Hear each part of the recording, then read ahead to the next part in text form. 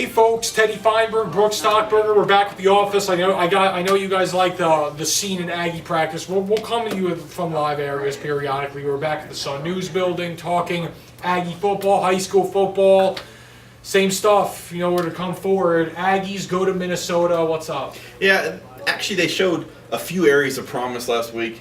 You know, they could pass, obviously, and like you pointed out in your column, you know, this week they need to get the time. The line's got to block.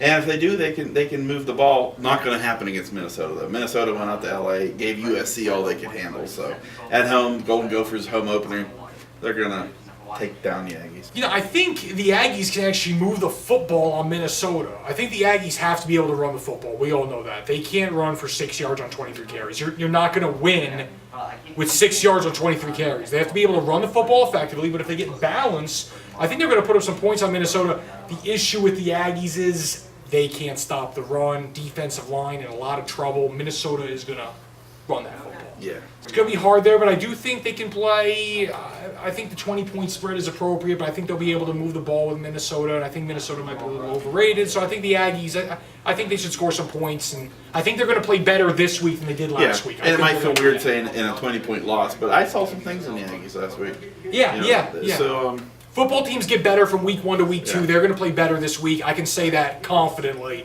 Believe it.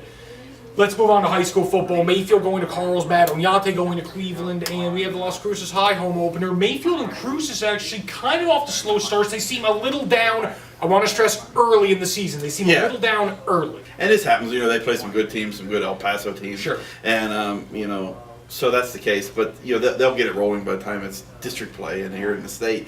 Interesting games. Obviously, Oñate goes up the road and plays a very good Cleveland team.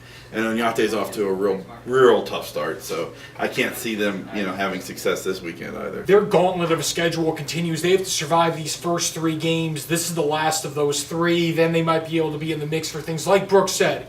A little down early for those 2 schools. We know they're going to be in the thick of things as we move into November, as we move into late November, into December. They should be in the thick of things. They should be 2 of the top teams in the state. Mayfield has some questions on defense. I think Cruces High is a talented team overall. Quarterback Devin Perez, there's some, you know, people want to see him step his game up. Sorry, Devin. Just call it like we see it. 3 turnovers week 1. We think they're going to get better. These teams are going to be there at the end. Folks, have a great week. We will catch you back here next week. lcsun-news.com all day, every day. See you.